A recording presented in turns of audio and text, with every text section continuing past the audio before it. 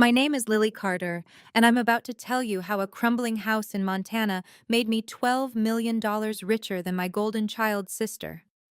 6 months ago, I sat in a mahogany paneled law office, watching my husband choose his seat, next to my sister Emma, not me. The will reading that followed should have destroyed me. Emma inherited our parents' $2 million Victorian mansion. I got a rotting shack in the middle of nowhere. My husband threw my suitcase on our lawn that very night, telling me not to return until I'd claimed what we deserved. But what I found in that abandoned house's basement changed everything. Before I reveal how a rusty key and a hidden clause brought Emma to her knees at her own charity gala, please take a moment to like and subscribe, but only if you genuinely enjoy this story. I'd love to know where you're watching from and what time it is there. It all started with a phone call from my parents' lawyer.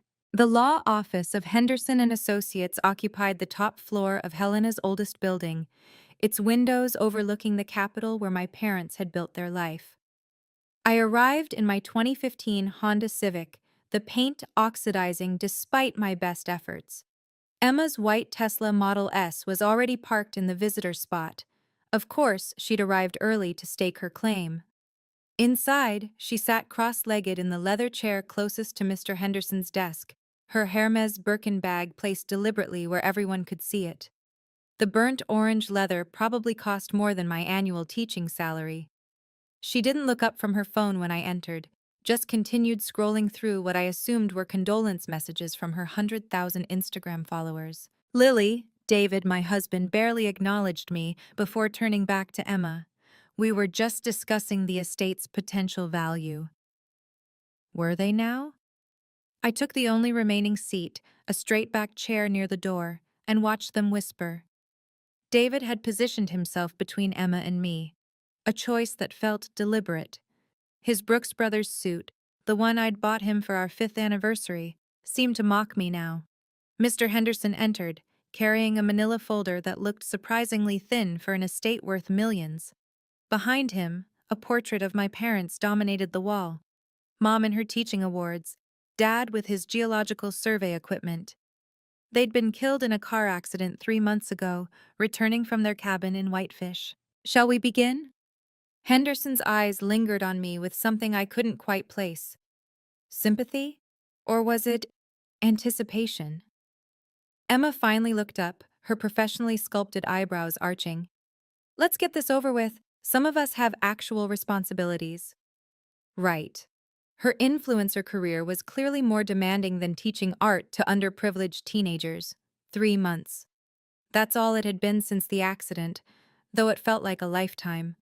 While Emma had immediately posted a black and white photo of herself at their grave, garnering over 100,000 likes and a flood of sympathy, I'd been the one sorting through their belongings, choosing hymns for the service, writing thank you cards to the colleagues from Dad's geology firm who'd attended. Your parents were so proud of Emma's success, our aunt had said at the funeral, squeezing my sister's manicured hand.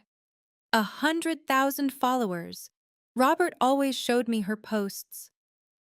What she didn't mention was that I'd been the one sitting with Mom through her chemotherapy 5 years ago, driving her to appointments while Emma was building her brand in Los Angeles. Or that Dad had called me every Sunday to discuss his latest mineral surveys, his voice lighting up when I asked questions about copper veins and geological formations. David had complained about those calls. Your father's obsession with rocks is exhausting, he'd said more than once. Thank God Emma got the business sense in the family. The business sense. That's what he called Emma's ability to monetize our mother's death, with a sponsored post about grief, featuring a luxury watch brand, no less. Meanwhile, I'd taken unpaid leave from teaching to handle the estate paperwork, the funeral arrangements, the 1,000 small decisions that death demands. The house in Whitefish is worthless, David had insisted when we'd first heard about it. Probably some shack your dad bought on a whim. Emma will get the Victorian for sure. She's the one who deserves it. Deserves. That word had lodged in my chest like shrapnel. What did any of us deserve? Emma, who'd visited our parents twice in the last 5 years? David, who'd rolled his eyes through every family dinner? Or me, The daughter who'd stayed close, who'd listened, who'd cared? Mr. Henderson cleared his throat, pulling me back to the present. Before we begin, I should mention that your parents updated their will just 6 months ago. Emma's head snapped up. David leaned forward, and that look in Henderson's eyes intensified. Let's start with the tangible assets, Henderson said, spreading photos across his desk. The first showed my parents' Victorian mansion, 6 bedrooms, wraparound porch, views of Prickly Pear Lake. The crown jewel of Helena's historic district, worth at least $2 million in today's market. The second photo was blurry, taken from a distance. A wooden structure, barely visible through overgrown pines. The property at 48 Mountain Ridge Road, Whitefish, Henderson said carefully, approximately 100 miles from the nearest town center. Emma laughed, a crystalline sound that filled the room. God, that place. Dad bought it 20 years ago, didn't he? Some failed investment? It's been in the family since 2004, Henderson confirmed. David pulled up Google Maps on his phone, zooming in. There's nothing there. It's literally in the middle of nowhere. He showed the screen to Emma, not me. The road isn't even paved for the last 10 miles. Emma fingered the Tiffany necklace at her throat, Mom's anniversary gift from Dad, somehow already transferred to her possession. Well, we all know who's getting what. Mom always said I had the eye for real estate. Real estate. Is that what she called the Victorian, where she'd hosted exactly one sponsored dinner party, using our mother's Waterford crystal for content? I touched the simple silver band on my right hand, Grandma's ring, the only jewelry Mom had left specifically to me before the accident. It felt warm against my skin, a small comfort in this cold room. Henderson's assistant entered with a tea service, and I noticed how his hands trembled slightly as he poured. Was he nervous? The lawyer kept glancing at me with that strange expression, like he was waiting for something. Shall I read the will now? He asked, and everyone nodded. Everyone except me. I was watching his hands as he opened the folder, noting how he'd placed a second, sealed envelope beneath the main document. I, Robert Carter, and I, Margaret Carter, being of sound mind and body, do hereby bequeath our earthly possessions as follows. Henderson's voice was steady, professional. To our daughter Emma Catherine Carter Whitfield, we leave the family home at 1420 Mansion Avenue, Helena, Montana, including all furnishings and contents therein. Emma's smile could have powered the city. She actually applauded, her wedding ring catching the light, a 3-carat diamond that had somehow upgraded from the modest stone I'd seen at her wedding. To our daughter Lily Marie Carter, we leave the property at 48 Mountain Ridge Road, Whitefish, Montana, and all structures and contents therein. Silence. Then David shot to his feet. This is insulting. His face flushed red. Lily devoted everything to them, and they leave her some shack? It's quite clear, Henderson said mildly. There are also some personal effects. Personal effects? Emma laughed again, this time with an edge. Oh, Lily, I'm so sorry. But honestly, Mom and Dad knew who could handle real responsibility, who could maintain their legacy. She turned to our assembled relatives, 5 cousins who'd come to witness the reading. It's not personal, it's practical. Practical. There it was. The family consensus already forming.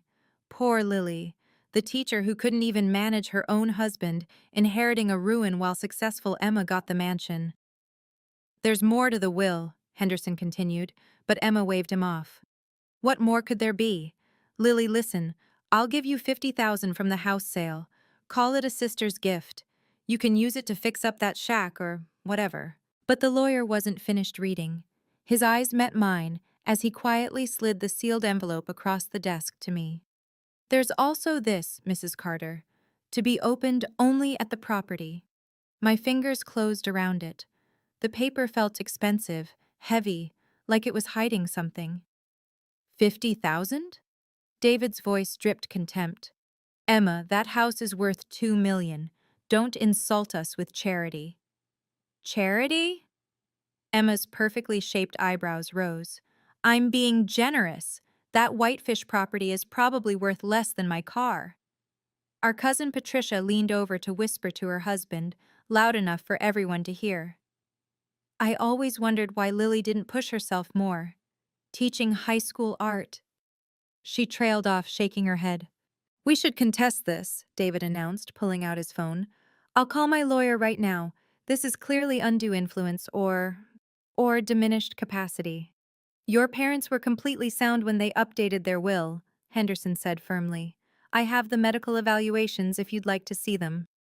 Emma stood, smoothing her designer dress. David's right about one thing, though. This does seem unfair. Lily was always there for them. She paused, letting the words hang. But being there and being capable of managing an estate are different things, aren't they? The condescension burned worse than anger would have. Our cousin Mark nodded sagely. The art teacher and the influencer. Makes sense who got what. I remained silent, turning the envelope over in my hands. It had weight to it, something besides paper inside. David snatched it from me. What's this about? Another humiliation? That's for Lily to open at the property, Henderson said sharply. Those were your parents' specific instructions. Instructions, Emma mused. They always did like their little mysteries. Remember Dad's treasure hunts when we were kids? Her voice softened with what almost sounded like genuine nostalgia. He'd leave clues everywhere. I remembered. I'd been the one who always solved them while Emma got bored and wandered off. David thrust the envelope back at me. We're leaving. This is degrading. But as I stood to go, Henderson's assistant pressed something into my hand, a business card with a number written on the back. Call if you need anything, he whispered. Anything at all. Emma was already live streaming in the parking lot, telling her followers about her bittersweet inheritance. The drive home was silent except for David's breathing, sharp, angry exhales that filled the car. He didn't speak until we pulled into our driveway, and then the words came like a flood. Your parents always knew, didn't they? Knew you were a failure. The word hit me like a physical blow. David? No, Lily. No more excuses. You're 35 years old, teaching finger painting to teenagers, while your sister built an empire. And now even your own parents acknowledged it. He was already at the bedroom closet, pulling out my suitcase, the one we'd bought for our honeymoon 8 years ago. You want to know what Emma texted me during the reading? She offered me a position at her management company, marketing director, 6 figures. You've been texting with my sister? Someone has to think about our future. He threw clothes into the suitcase without folding them. You're an embarrassment, Lily. To me, to your family, to everyone. It was 10 p.m. Rain had started falling. Where am I supposed to go? To that shack in Whitefish. Figure out how to contest the will, or convince Emma to trade properties, or I don't care. Just don't come back until you've gotten what we deserve. He dragged the suitcase to the front door. Pack light. You won't be gone long. Either you'll win, or we're done. David, please. It's late. It's raining. Should have thought of that before you spent your life underachieving. He held out my car keys. The Honda suits you anyway. Rusted, outdated, barely functional. I took the keys, my hands steady despite everything. And if I don't come back? Then Emma was right. You're not capable of handling real responsibility. He closed the door. I heard the deadbolt turn. I stood in the rain, suitcase at my feet, envelope in my pocket, and for the first time in years, I felt something besides resignation. I felt curious. If you've ever felt undervalued by the very people who should love you most, please leave a comment below. I read every single one and genuinely want to hear your story. Don't forget to subscribe so you won't miss the shocking ending that's coming. By morning, Emma's Instagram post had gone viral. A photo of her standing in front of the Victorian mansion, overlaid with text. Bittersweet inheritance. Grateful my parents trusted me with their legacy. Hashtag blessed, hashtag family, legacy, hash responsibility. 500 comments and climbing. You deserve it, Emma. Your parents knew best. So sorry for your loss, but happy they recognized your success. Someone had tagged me. The replies under my name were worse than the post itself. Feel bad for the sister. Teaching doesn't pay, I guess. This is why you need to think bigger, ladies. I sat in my car in the school parking lot, reading each comment while rain drummed on the windshield. My phone buzzed. The principal. Lily, perhaps you should take some time off. The situation with your family is, well, it's becoming a distraction. Parents are asking questions. Parents asking questions. About why the art teacher got disinherited while her influencer sister got millions. Take the rest of the semester, she continued. We'll get a substitute. Focus on your family matters. Family matters. Like being locked out of my own home with a suitcase of wrinkled clothes. I drove to the house. My house, technically still half mine until the divorce David was probably already filing.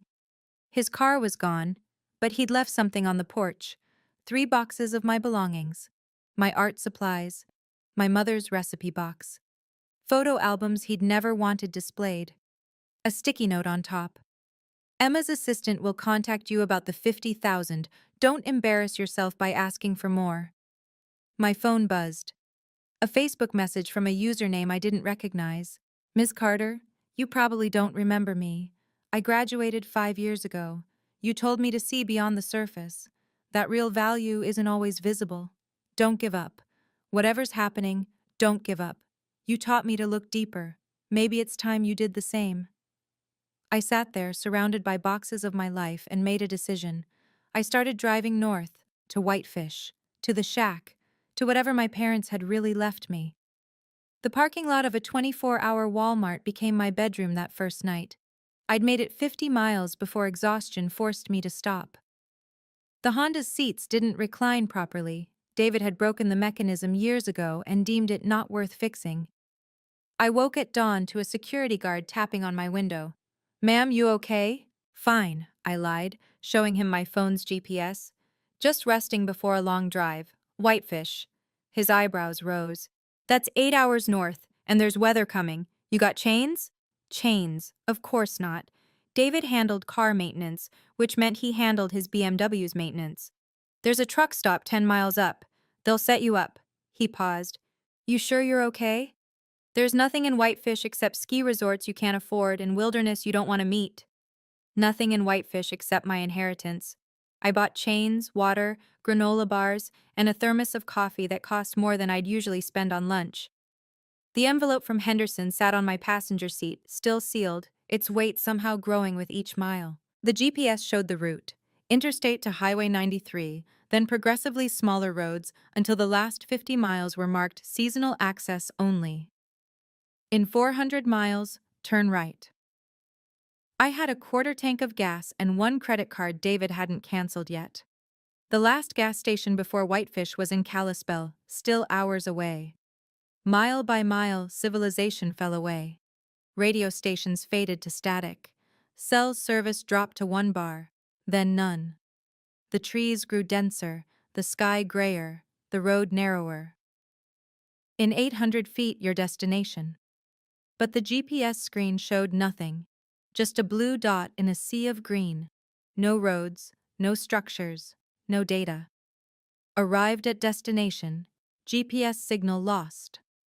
I looked up at the rusted mailbox barely visible through the pines. Number 48, hanging by 1 screw. I was here. The driveway was more suggestion than road. 2 ruts through tall grass that scraped the Honda's undercarriage with every bump. Pine branches slapped the windshield. After a quarter mile, I saw it. Emma had been generous calling it a shack. The 100-year-old structure listed to one side, its roof collapsed over what might have been a kitchen. Wooden siding had weathered to gray, with gaps wide enough to see through. The front door hung at an angle that defied physics. I parked and sat for a moment, engine ticking as it cooled. This was it, my inheritance, my parents' final judgment on my worth. The door wouldn't open until I threw my shoulder against it. Inside, dust rose in clouds thick enough to choke on. Something scurried across the floor, mice or worse. Bats erupted from a hole in the ceiling, their wings stirring years of neglect into a whirlwind of decay. No electricity. The light switches clicked uselessly. No water. The taps gave a dying groan. The floorboards felt soft with rot beneath my feet. I made it to what had been a living room before the tears came. Not gentle tears, but body-shaking sobs that echoed off broken walls. 35 years of being the responsible daughter, the one who stayed close, who cared, who listened. This was my reward. This ruin. My phone had no signal to call anyone, not that I had anyone to call. David was probably already in Emma's guest room, planning his new six-figure life. Emma was posting about sustainable grieving or whatever sold this week. But as I wiped my eyes, I noticed something odd in the dust. Footprints, recent ones, leading to a corner where the floor looked different. Newer wood, carefully fitted. Someone had been here. Recently. Why would anyone come to this forgotten place? The envelope. I'd forgotten about it in my misery. I tore it open with shaking hands, and something heavy fell out. An antique copper key, green with patina. Inside, a single sheet of paper in my father's precise handwriting. Lily, my observant daughter. The real treasure requires vision, the kind you've always had. Look where others wouldn't bother. Love, Dad. P.S. You always saw what Emma missed. I turned the key over. It was old, far older than the house, with elaborate scrollwork, but every lock I could find was either broken or standard hardware store issue. The footprints in the dust led to the corner where the floorboards looked newer. I knelt, running my fingers along the seams. There, a section that shifted slightly under pressure. I pried at the boards with my car key until one lifted, revealing not a hiding spot but a trapdoor with modern hinges. And a new lock, definitely not 100 years old. Stainless steel, industrial grade. Someone had installed this recently, but the lock didn't match the antique key. I searched for another hour, checking every wall, every remaining cabinet. Finally, in what had been a bedroom, I found it. A section of wall that sounded hollow. Behind a loose board was another lock. This one antique, tarnished brass that matched the key's patina. The key turned with a satisfying click. Inside was a small metal box, modern and waterproof. Military surplus, maybe. Inside that, a USB drive, a rolled document, and another note from Dad. The basement isn't a basement. Your grandfather knew, I knew, and now you know. The house was camouflage. RC. The basement isn't a basement? I went back to the trapdoor, pulled it fully open. Metal rungs descended into darkness. Not a basement, a tunnel. And from somewhere below came a sound I recognized from Dad's geology videos, dripping water on metal. The sound of a mine. My inheritance wasn't a house. It was what lay beneath it. I used my phone's flashlight to descend, each rung solid despite the house's decay above. 10 feet down, my feet hit stone. The tunnel stretched ahead, shored up with timber beams that looked far newer than the house. Railroad tracks ran along the floor, narrow gauge, the kind used for mining carts. The walls sparkled in my phone light, veins of blue-green running through the rock. Copper. I recognized it from Dad's samples. 50 feet in, the tunnel opened into a chamber. Modern LED lanterns hung on hooks, batteries dead, but recent models. A folding table held surveying equipment, geological maps, and a metal lockbox. The document from Dad's hidden box was a geological survey dated 6 months ago. Morrison Mining Corporation's letterhead, stamped confidential. The summary made me sit down on a crate to read it again. Estimated copper reserves, 2.3 million pounds. Current market value, $12.2 million. Extraction viable with minimal environmental impact. Awaiting property owner authorization to proceed. $12 million. Under a worthless shack. The USB drive wouldn't work on my phone, but the lockbox was unlocked. Inside were contracts, all dated 5 years ago, all signed by Robert Carter and Lily Marie Carter. My signature. Except I'd never seen these documents. No, wait. I had. Dad had asked me to sign property transfer papers 5 years ago, said it was for tax purposes. I'd trusted him, signed where he pointed. But these weren't transfer papers. They were mining rights assignments, making me the sole owner of mineral rights for the property. Emma's name appeared nowhere. A sticky note on the contract in Dad's writing. Emma would sell to the first bidder. You'll know what to do. James Morrison is waiting for your call. My parents hadn't disinherited me. They'd hidden $12 million where Emma would never think to look, under something that appeared worthless. Back in the house, I found a portable generator in a shed, new, with a full tank. Someone had been maintaining this place just enough. The USB drive booted up on my laptop, and my parents appeared on screen. They were sitting in this very room, but it looked different. Cleaner. Loved. Lily, Mom said, her voice making my chest tight. If you're watching this, then we're gone, and you've found what we left you. Dad picked up the story. 5 years ago, I was surveying near here and found the copper vein. It extends from the mountain directly under this property. We bought the mineral rights immediately but kept it secret.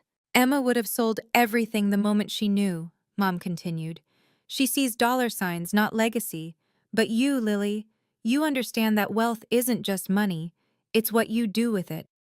They explained everything. The contracts I'd signed transferred the mineral rights to me alone, separate from the property deed. Even if Emma had inherited this house, the mining rights would still be mine. But they'd made sure I got both. James Morrison was my college roommate, Dad said. His company will offer fair terms and environmental protection. He's been waiting for you to contact him.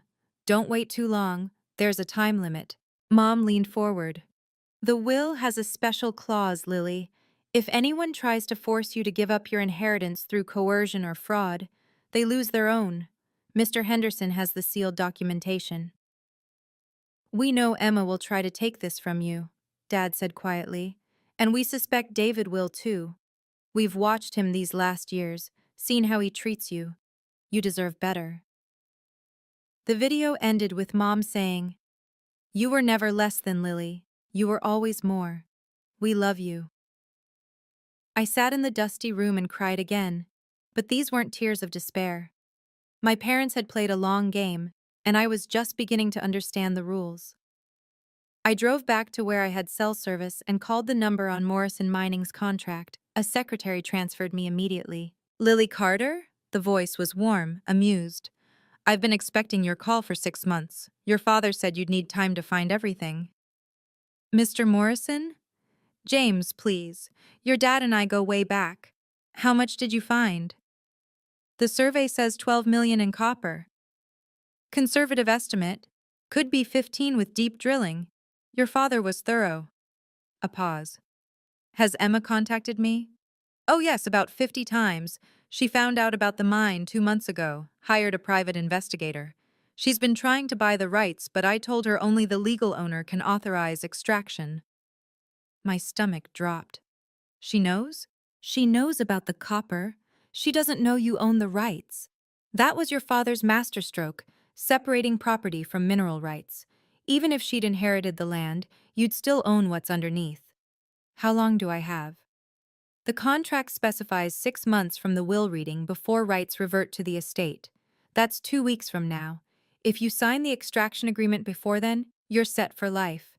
If not, it all goes to Emma as executor of the estate." "Exactly. Your father wanted to give you time to decide without pressure. But Lily?" His voice grew serious. "Emma's been asking about property transfer documents. And someone named David has been calling about power of attorney forms. Be careful. They're trying to steal it.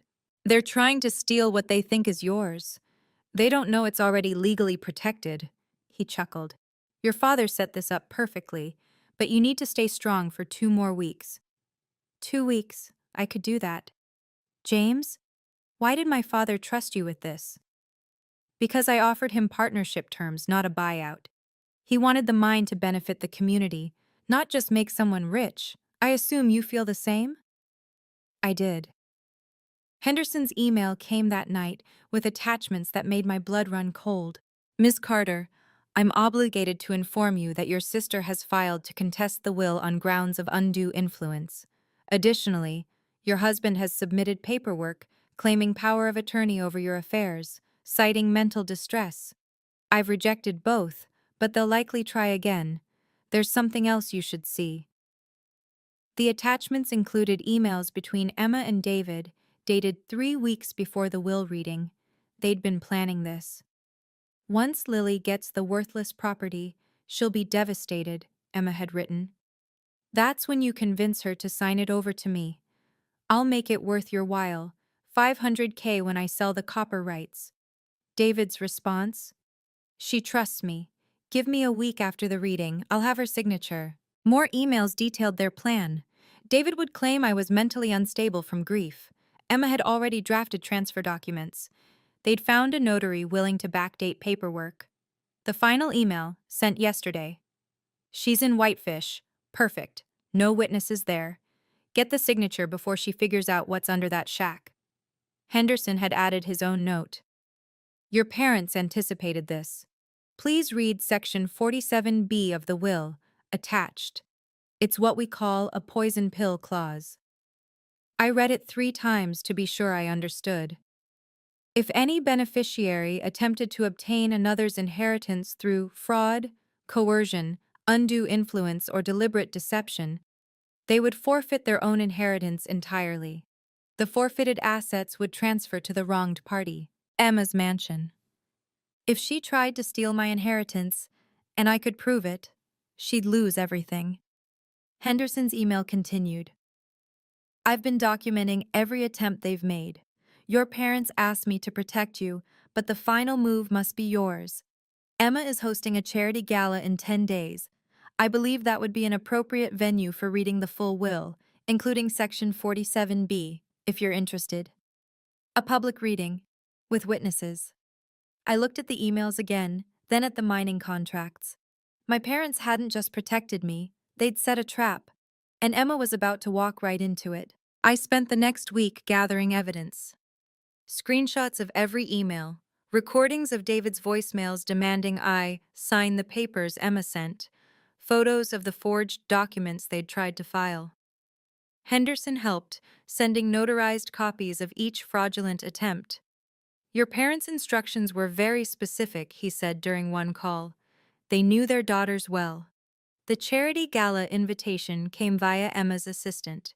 Emma Carter Whitfield requests your presence at the Helping Hands Youth Arts Benefit. Your attendance as a family member would mean so much during this difficult time. Youth Arts. The irony wasn't lost on me. I'd been teaching art to underprivileged youth for a decade, while Emma discovered charity was tax-deductible and photogenic. James Morrison confirmed he'd attend. Wouldn't miss it. I'll bring the extraction contracts and the updated survey showing 15 million in reserves.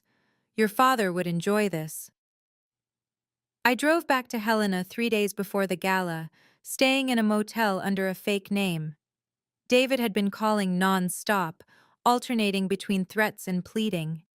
Emma's messages were sweeter poison. Lily, I know this is hard.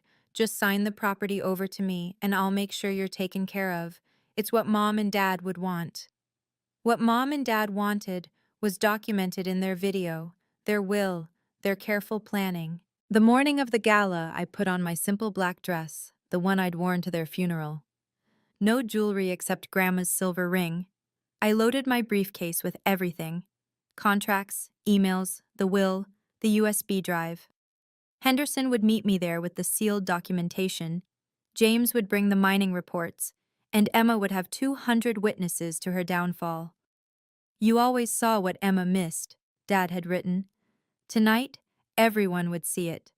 The confrontation is about to begin.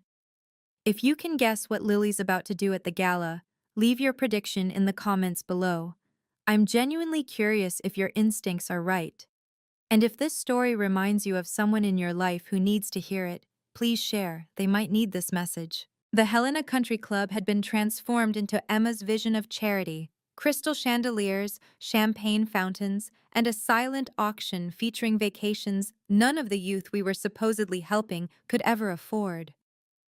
Emma stood at the entrance in an Oscar de la Renta gown that cost more than my annual salary, greeting guests with practiced warmth. The moment she saw me, her smile froze. "Lily, I didn't think you'd come." "Wouldn't miss it." I held up my briefcase. "I brought some documents about Mom and Dad. Thought the guests might want to hear about their legacy." David appeared from behind a marble column, his face cycling through emotions: surprise, anger, then forced charm. "Lily, we need to talk." "We do, publicly." I moved past them into the ballroom. 200 of Helena's elite mingled over champagne and canapes. I recognized the mayor, 3 state senators, the university president. Emma had even invited journalists from the Helena Independent Record. Perfect. James Morrison stood near the stage, studying the auction items with amusement. He gave me the slightest nod. Henderson sat at a corner table, a folder in front of him. "Ladies and gentlemen," Emma's voice rang out. She'd followed me in, damage control mode activated. "My sister Lily has joined us. As you know, we recently lost our parents, and tonight's charity in their honor means everything to our family." Sympathetic murmurs rippled through the crowd. David grabbed my arm, lowering his voice. "Whatever you're planning, stop. Sign the papers and I'll come home. We can work through this." I removed his hand. "Everything I need to say is public." Emma was still talking, weaving a narrative about family unity and shared grief. The crowd was eating it up, some dabbing at their eyes. "Actually," I said, my voice carrying across the room, "I have an announcement about the Carter family inheritance." The room quieted. Emma's smile became brittle. "Please," she said. "This is a charity event. For youth arts. I teach youth arts. I think our guests would love to hear about our parents' final wishes." I walked to the microphone. "This isn't appropriate," Emma hissed, trying to block my path to the microphone. "This is my event." "Our parents' event," I corrected, loud enough for nearby guests to hear. "To benefit underprivileged youth. I've taught those youth for 10 years. You've been to my classroom once, for Instagram." David stepped forward, his finance voice activated, the one he used to convince clients to make bad investments. "Lily's been under tremendous stress. The loss of her parents, some family disputes." "Disputes?" I looked directly at him. "Like you throwing me out of our home? Or like the forged power of attorney documents you filed?" Gasps from the crowd. The journalists pulled out their phones. Emma's composure cracked. "We should discuss this privately." "Everything I need to say is public," I repeated, reaching the microphone. "Just like the will reading where you inherited a $2 million mansion while I got a crumbling shack in Whitefish." The crowd's sympathy shifted. Curious now. Poor teacher sister, rich influencer sister. The narrative wrote itself. But here's what Emma didn't want you to know. I opened my briefcase, pulling out the geological survey. "That worthless shack sits on $15 million of copper reserves." Emma went white. David's mouth opened and closed like a fish. "You knew," I said to Emma. "You've known for 2 months. You hired a private investigator, called Morrison Mining 50 times, tried to steal what you thought was mine." "I never—" "I have the emails." I held them up, including the ones where you and my husband planned to defraud me. $500,000 was his price to betray me. The crowd was dead silent now. 200 pairs of eyes locked on our family drama. Emma straightened, defaulting to her influencer persona. "Lily, you're confused. We were trying to help." "Then let's read the will. The whole will, including Section 47B. Henderson stood, holding the sealed document. "The part our parents added just for you." 6 months ago," I began, my voice steady despite the adrenaline flooding my system, "our parents died in a car accident. They left behind what seemed like an unfair will.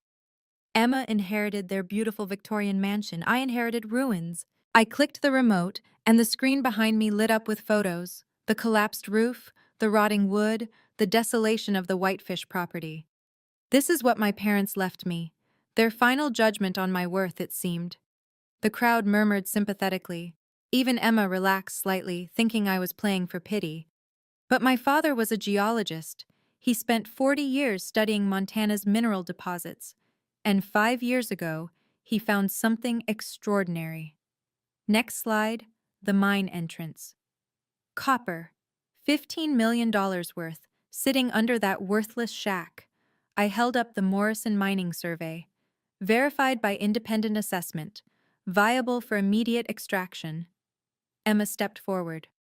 That's wonderful for you, Lily. We're all happy. You tried to steal it.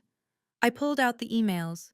3 weeks before the will reading, you and David were already planning. Quote, "Once Lily gets the worthless property, she'll be devastated. That's when you convince her to sign it over to me." David's face had gone gray. Those were private. Nothing about fraud is private. I turned to the crowd. They tried to file false power of attorney. They created backdated transfer documents. They attempted to steal $15 million from me. Even if that's true, Emma said, her voice sharp now, the property is yours. No harm done. Actually, Henderson said, stepping forward with the will, significant harm was attempted, and your parents anticipated it. He opened the sealed section. Section 47B, the forfeiture clause. If any beneficiary attempts to obtain another's inheritance through fraud, coercion, undue influence, or deliberate deception, they forfeit their own inheritance entirely. Emma swayed. What? You tried to defraud Lily. The evidence is overwhelming. Under the terms of your parents' will, you've forfeited the Victorian mansion. It transfers to Lily immediately. The room erupted. Henderson's voice cut through the chaos. May I read the exact language? Robert and Margaret Carter were very specific. The room quieted, everyone leaning in. Section 47B. We, Robert and Margaret Carter, having observed the character and choices of our children throughout their lives, hereby establish this protective clause.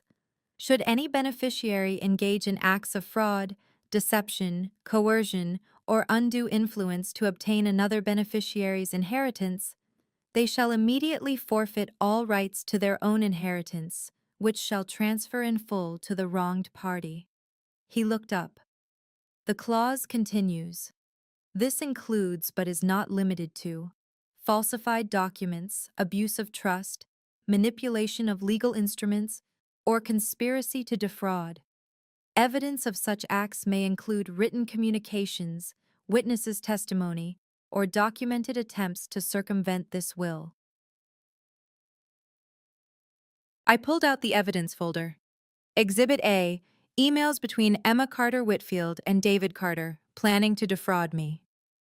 I read David's promise to get my signature in exchange for $500,000. Exhibit B, falsified power of attorney documents filed with the state, claiming I was mentally incompetent. I showed the rejection letter from the state. Denied for obvious forgery. Exhibit C, backdated property transfer documents, notarized by... I looked at Emma. Your personal assistant's cousin. He's already admitted to the false notarization. Emma lunged for the microphone. You can't prove... James Morrison stood. I can. Morrison Mining has recordings of 53 calls from Miss Carter Whitfield, attempting to purchase rights she didn't own. In 12 of those calls, she claimed to have power of attorney over her sister. That's fraud. The journalists were typing furiously. The mayor stepped back from Emma as if she were contagious. Henderson continued reading. The forfeiture is immediate and irrevocable. Furthermore, any co-conspirators in such fraud shall be liable for damages equal to the attempted theft. David stumbled backward. Damages? $15 million, Henderson confirmed. The value of what you attempted to steal. Your marital assets will be frozen pending litigation. I set down the final document. This is the divorce filing, submitted this morning with a claim for damages related to conspiracy to commit fraud. David, You wanted me to get what I deserved.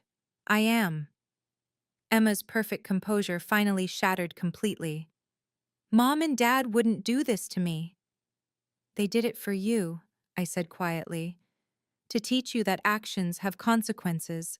They loved you enough to let you fail. The screen behind me changed to show my parents' faces, frozen from their video message. Should we play their explanation? You can't do this! Emma's scream echoed through the ballroom. She grabbed for the microphone, her designer gown tearing as she lunged across the podium. This is my event, my inheritance, my life, my... Security moved forward, but I raised a hand to stop them. Let everyone see who she really was. I'm your sister! She was crying now, mascara streaming. How can you do this to me? The same way you did it to me. Deliberately. With planning.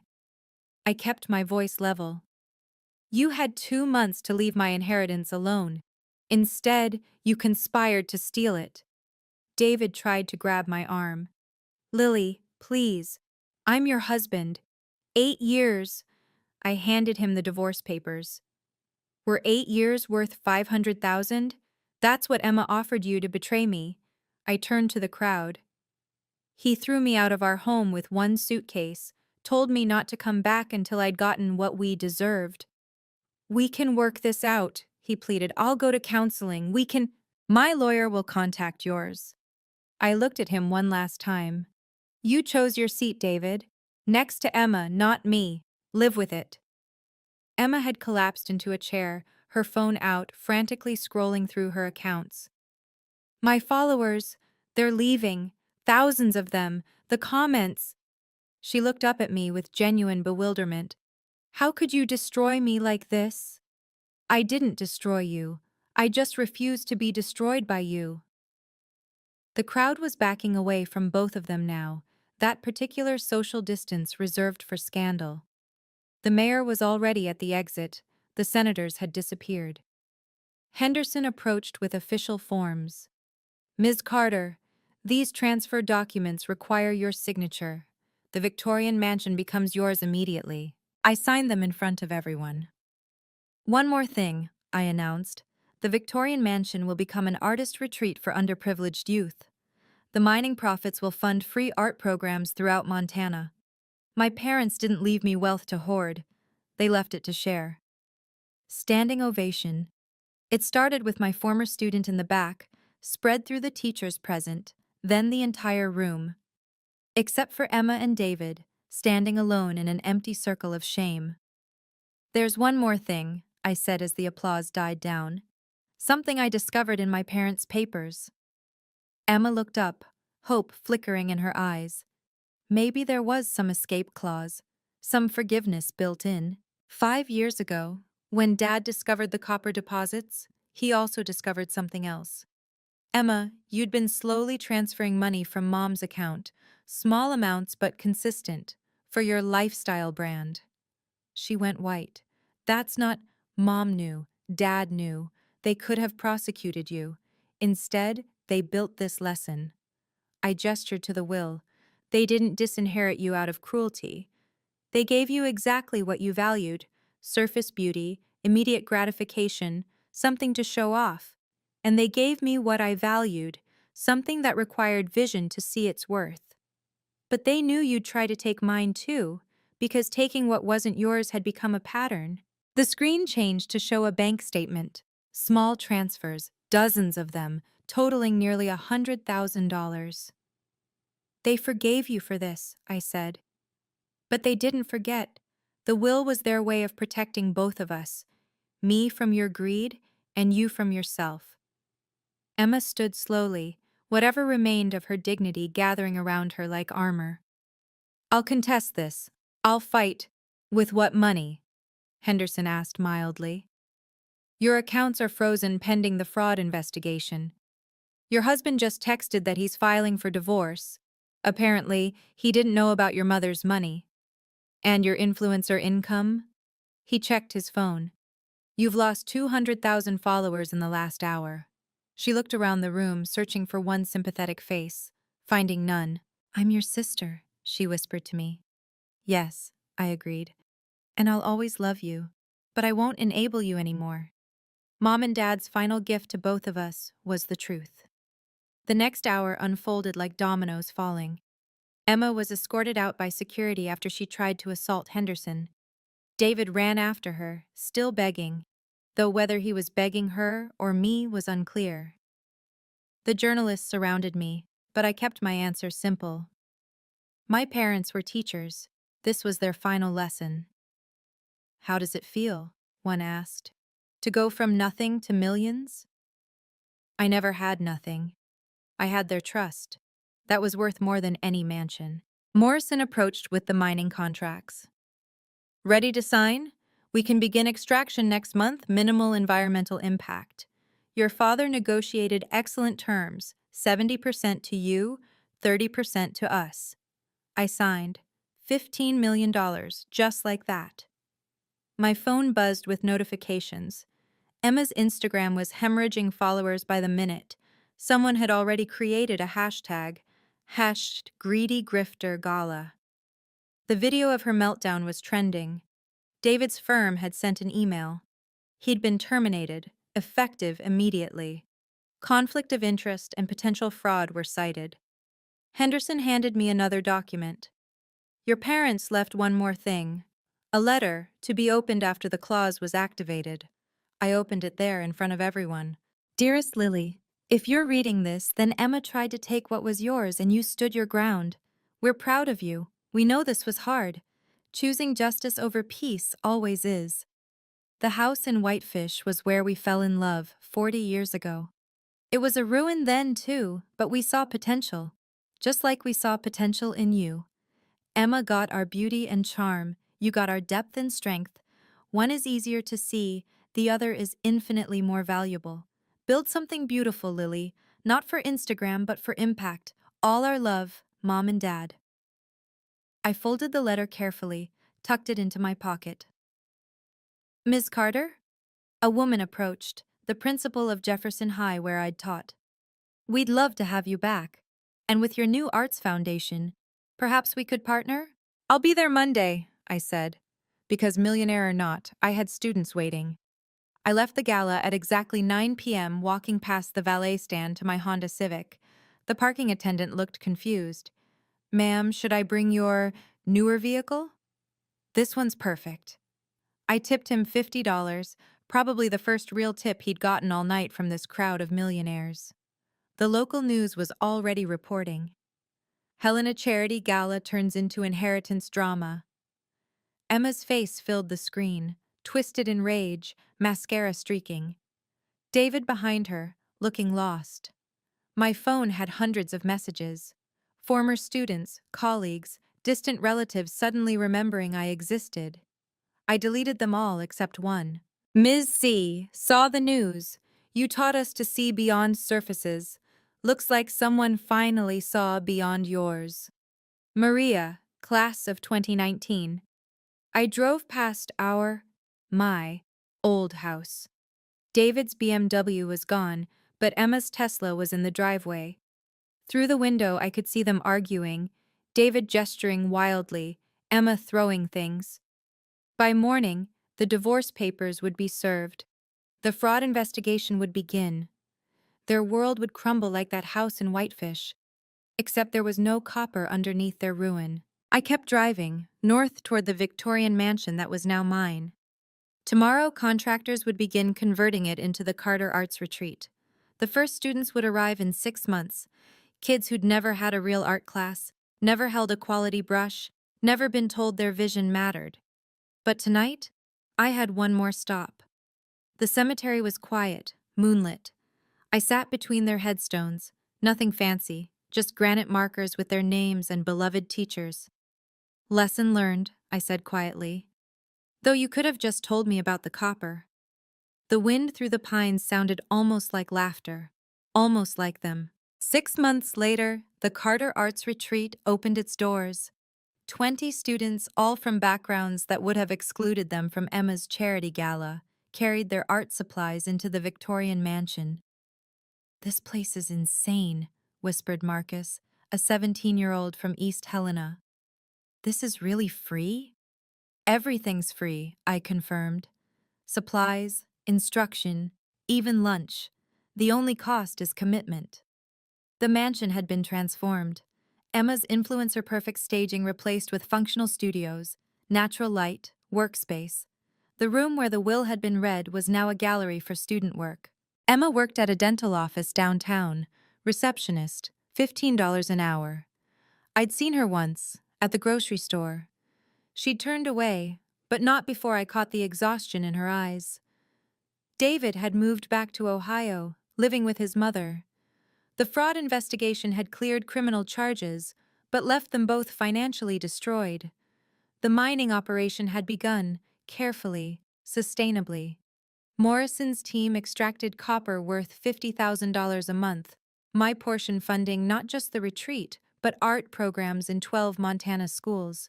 I still taught at Jefferson High, still drove the Honda Civic, still wore Grandma's silver ring.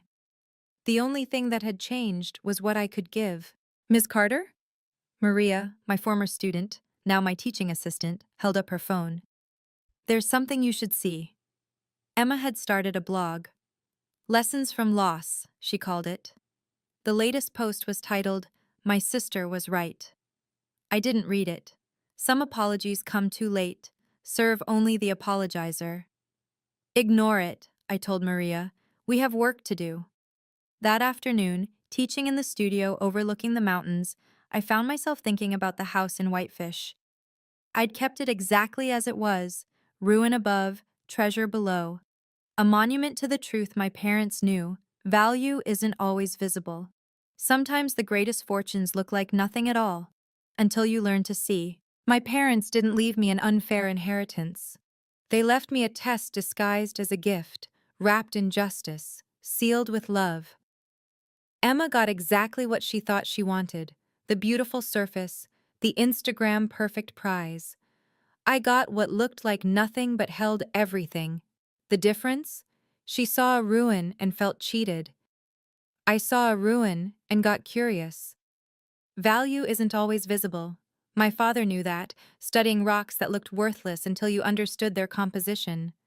My mother knew that, teaching teenagers everyone else had written off.